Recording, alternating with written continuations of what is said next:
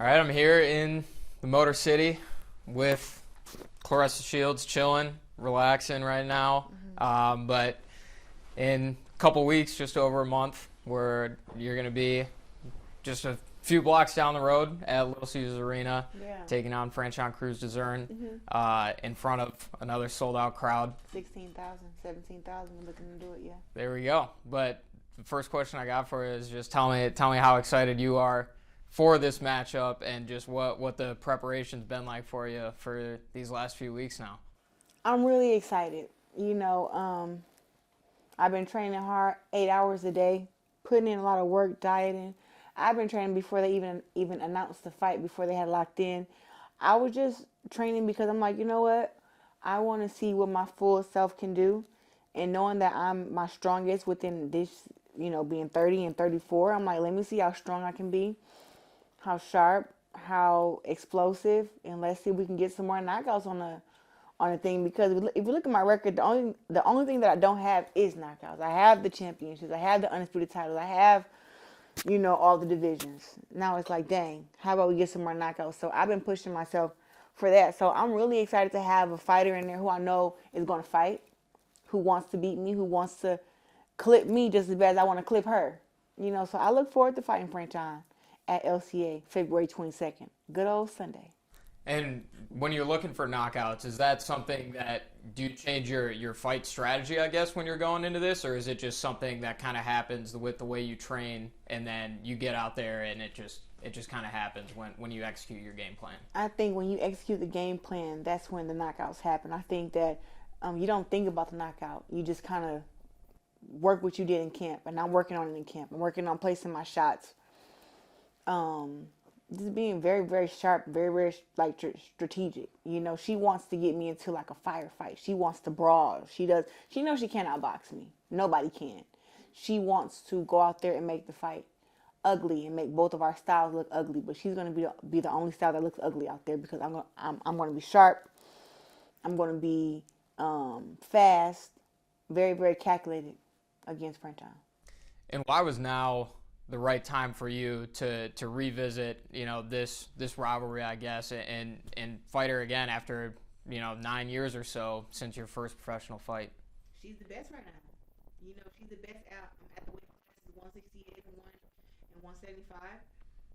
She was the best. You know, everybody keeps talking about Shadaysha Green, this girl from Jersey, but Franchon beat her. So if Franchon beat her and they fought, who's better? Franchon. Yeah. That's why I said, okay, let me rumble with her, and then maybe after that, me and Shadaysha can fight. And I'm interested to know more, I guess. Just, you guys have a long history, obviously, going back to way before you turned pro. Just tell me a little bit about just your relationship with her, and, you know, how that's kind of grown and evolved over the years, especially since you know, your amateur career and the first time you guys fought. Well, I beat her twice in the amateurs. We met at the Olympic trials where I was fighting to go to the Olympics. She was ranked number 1 in the country. I was ranked number 7. I kicked her ass. I kicked all their asses.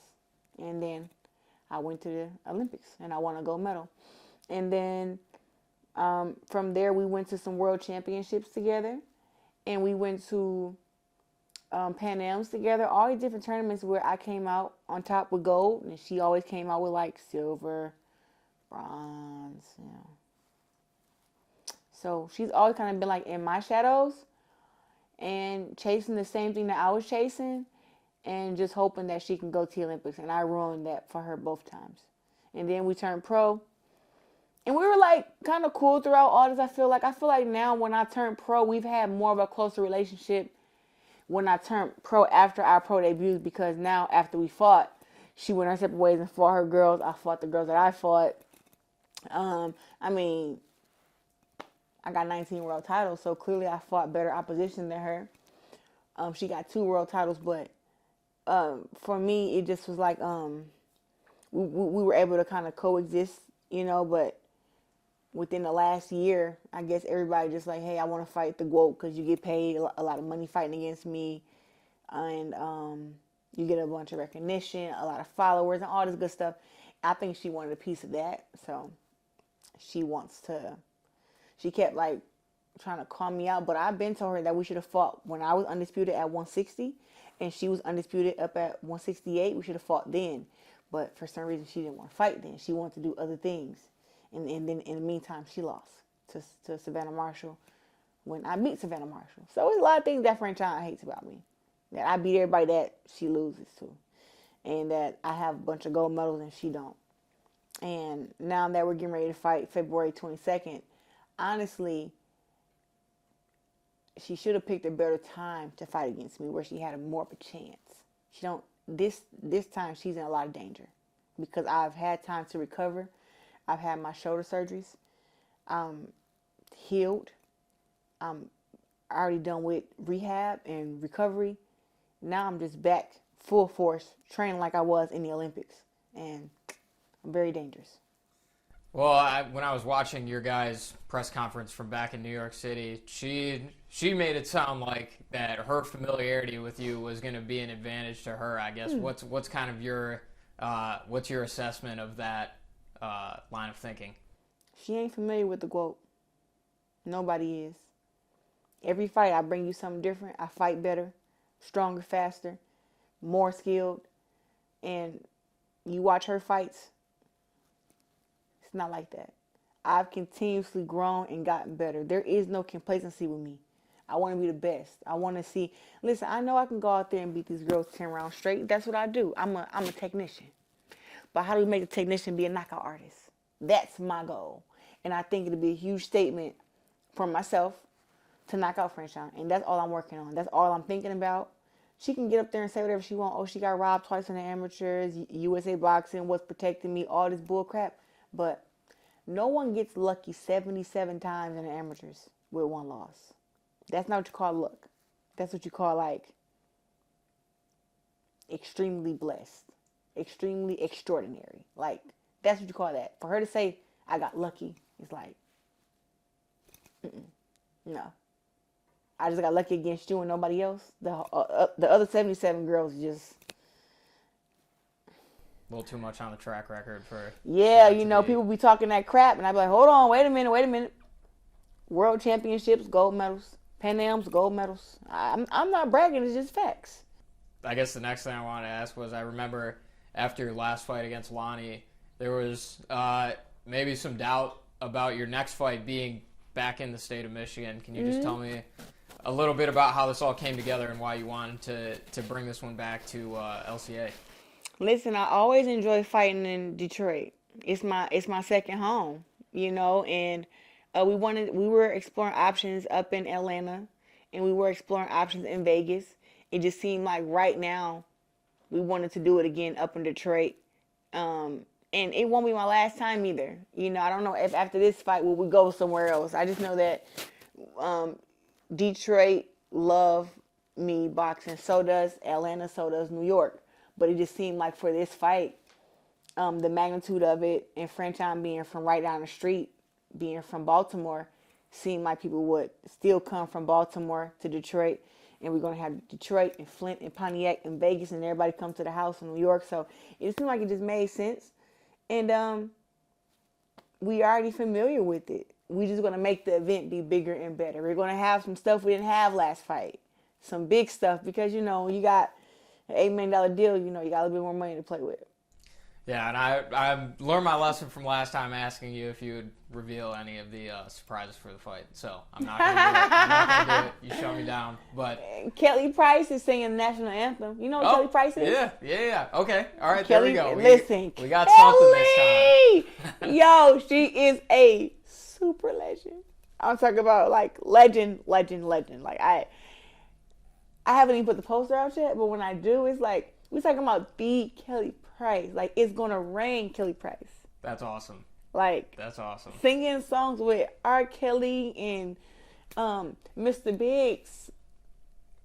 That's going to be phenomenal. Kelly Price. Like, it's crazy. And she's going to sing the national anthem, and she's also going to sing the black national anthem, too. So I'm really excited about that. Yeah, that'll be amazing. Looking forward to that for sure. And, you know, you've been really active, you know, really your entire career, but of course the last couple of years and being active here. Why is that important for you? Just to keep, you know, it's always a constant, I feel like, just process of you finish a fight, take a couple months, weeks off, and then you're right back at it. Why is that important to you? Wait, to fight here or take a break? I guess both, really, but just to have fights scheduled regularly too. Listen, a lot of boxers, when they become world champions, they fight one time a year. I don't want to do that. I want to get all these girls out the way now. I don't want nobody being able to say, oh, Claressa didn't fight me, she ducked me. Like, no, I'm going to get you out the way. I'm going to go ahead and fight you. And I want to just remove all doubt. So when I retired, like, there shouldn't be nobody saying that I was scared to fight them. Because I'm fighting everybody.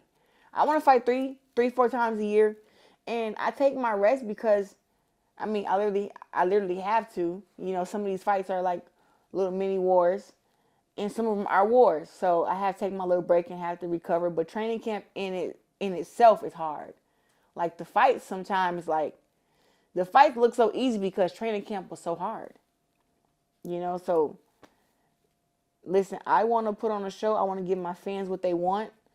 And I want to continue to grow as a fighter. And sometimes if you don't use it, you lose it. So it's like keeping my muscles active, staying in the gym, continuously boxing and learning new things. You got to keep adding on to that. When you take off a year and you only got to train, 10 weeks for a fight, it's like the rest of 11 months, like, what the hell were, like the body was just used to doing nothing. You just was chilling. It's like, I don't like that. And I've never done that. From the Olympics and to when I turned pro, I think the most I've taken off of boxing is maybe 3-4 months. But that's when I was just like getting comfortable knowing that I'm not going to fight. I'm only going to fight twice a year. And I decided, you know what? That doesn't work for me. I want to fight more. And I want to, hopefully within 8 years I can be 30, 40-0. Well, that's the goal. Yeah, this is the first fight on your new contract too. Mm-hmm. I'm interested to hear kind of how this all came together for you, kind of what you were looking for, and how this can trailblaze, I guess, for future female boxers, not only female boxers, but just athletes in general, to kind of have the unique structure that you have going on right now. You know what? I took a playbook out of Floyd Mayweather playbook. He signed with James Prince, who was also a music company. And that's where he started making all his big bucks at. So to know that we had Win Records who wanted to get behind me and support me and team up with Sleater and make these big fights happen, it was really a no-brainer. And they came with the check. That's really what it's, came with the check, understand the vision, and believe in me and what I do. That's how it came about. But did I just do it right away? No. I spoke with MVP. I spoke with Eddie Hearn. Tried to reach out to Turkey Al-Sheikh, but he was hard to reach out to, so he missed his opportunity. And then there was Silly Promotions and then Win Records. So I sat and talked with everybody.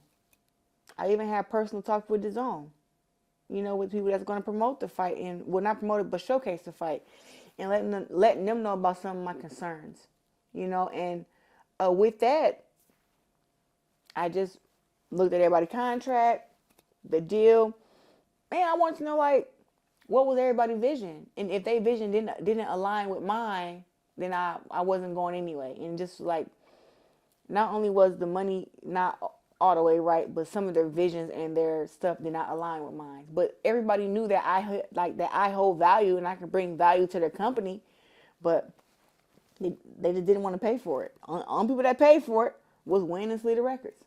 Win Records and Sleater Promotions. The only people who was like, okay, we understand, we got it. And we already had worked together in my previous fight where we did 16,000 together. Which I was doing 12,000 by myself. Shout out to the GWOAT. Hold up now, calm down. But 16,000, I had to say it was because of the partnership and the street team with Win Records and Sleater and everybody working together. It made it more bigger. That's amazing. The last fight was, that was a parking lot party, man. I love those type of fights. Yeah, that was awesome. It was a crazy week. I got to release music and do a run with 313 Run and media workout and press conference. It was a great week leading up to the fight. After the fight, I was so tired. I said, I think I'm tired from the week before the fight than the actual fight. Crazy. And it sounds like it's getting stepped up even more anyway. Yeah. Based on what you said. So yeah, you just wait and see. You like that wasn't here last time. Yeah. Well, you were here not too long ago too, back in December for the Michigan Sports Hall of Fame as well. Can you tell me just a little bit about that and how special it was for you to have that sort of recognition? Oh my Lord, have mercy. Getting inducted to the Hall of Fame was crazy. I really I can't even express how excited I was, how surreal it was. Like I knew I was getting inducted to the Hall of Fame, right? Okay. But I was still confused, like how? I thought you had to be retired. And then to be able to see Rasheed Wallace and see all these other great guys who I got inducted with and sit on stage with them and just great sitting amongst each other. You know what I'm saying? It was just so cool. And then we had plaques and stuff, and then they gave us all the ring, which I was like, this is my first Hall of Fame. I say my first because I know I'm going to get many more, but it just was like, I was kind of oblivious to us getting rings. So when they gave us a ring and it was like bigger than like my hand, I'm like, yo, we really get Hall of Fame rings. I was over the top, like excited, like it's crazy. I'm really grateful to God for that. My mom was there, my uncle, Pap came. Win Records came, and it was just such a great night. Not just first Hall of Fame though, but I mean the Hall of Fame in your home state. Like you said, you're sitting alongside a bunch of other legends from Michigan. I guess was it kind of different for you knowing that this is like your home, recognizing you and being recognized along other legends from the state as well? Hall of Fame period was just surreal to me. I'm like, yo, this is not supposed to happen to after I retire. But it seemed like everything happens to me early. Getting the street name after me. I thought that would happen when I was like, 70 or something, 80. It happened when I was like 28, 27. I'm like, a street? Are you serious? Even with Burston Films, they got my picture in the front. You ride past Burston, and it's like a big old picture of me there. And then you got Claressa Shields Street right across the street where my granny used to live out on Spencer Street. And I was like, man, this is pretty cool. So now to be in the Hall of Fame and still be an active champion, pound for pound, number one woman fighter in the world is like, I don't know. It seemed like it's all a dream for real. Well, I'm glad you brought up Burston because I was going to ask about it next. Obviously, you did a bunch of stuff over the holidays, giving back to the community at Burston. Just how fulfilling and rewarding is that for you, just to be able to be out in the Flint community and giving back and being an inspiration for everyone in the area? I give back to Flint because I feel like Flint gave to me, right? And growing up, I wasn't the kid that had the nice clothes or the shoes or the money to go to these boxing tournaments and even Christmas and Thanksgiving. And we used to go to these free giveaways and get turkeys and get stuffing and mac and cheese and free food places. And I just always want to give back to that because I know there's other kids going through that. Like there are some parents who can't do that for the kids, and I don't want them to feel left out when I can kind of step in and help. So for Thanksgiving we gave away 350 turkeys plus food baskets with potatoes, mac and cheese,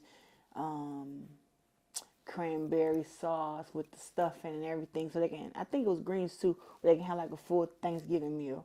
And then for Christmas, we gave away 600 plus toys. Like we still had toys left over, and everybody was gone. So I was really happy to be able to do that.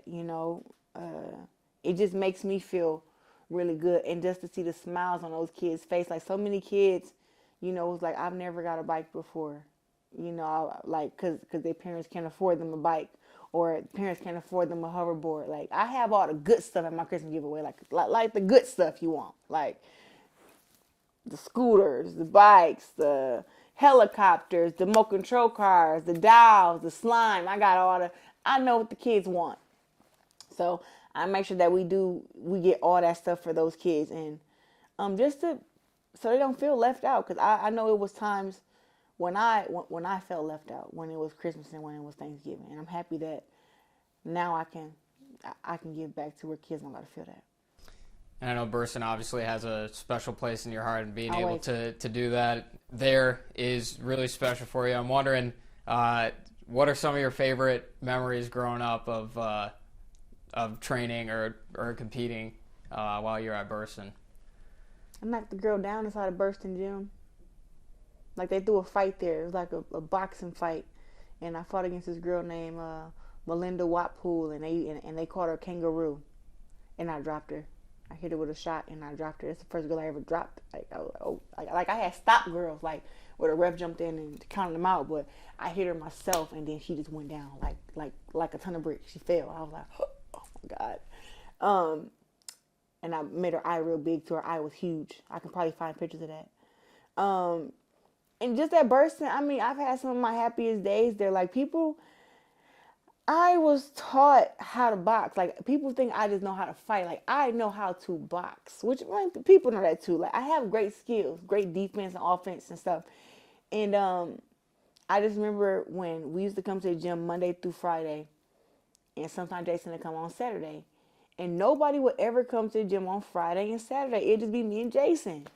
Jason would have me on the wall, punch the bag, make me run, do the same stuff we always do, and show me stuff that he was going to show the whole team. They came to the gym, but they wouldn't show up on Fridays and Saturdays, and I would be the only one there. I would come Monday through Saturday to the gym, and Sunday I was like, dang, I wish I could go to the gym again, but I used to just go to church. And I just remember those times of me and Jason, like, learning how to box and understanding the game, and just him even, like, giving me so much game to when I became an adult that I still think about now. You know what I'm saying? I'm really grateful for those moments. And you said best moments. I mean, the baseball games. I almost got hit with a baseball one time. It came across the thing, almost hit me. Pretty cool. And getting ready for a tournament called the Ringside Tournament, which was like the biggest amateur tournament back then. I didn't have enough money to go. My grandma went and used her food stamps, and she had made hot dogs with meat and buns and cheese and everything, and she was selling them down there for me and she maybe used $100 of her stamps, and we probably sold like $500 worth of hot dogs, and she gave me all the money so I can go to my tournament. And that's one of the things I just remember, like, my grandma was like so hands-on, always believed in me, and just knew I was special. And I'm so sad that she passed right before I had to go to the Olympics when I was 15. But I did it for her. So I got so many memories at Burston Fieldhouse. It's crazy. It's just too many. Yeah. Too many memories. But those are some of my best ones, I think, for right now. No, those are great. And I mean, I know the Flint community is going to be out here, down here, showing support for you.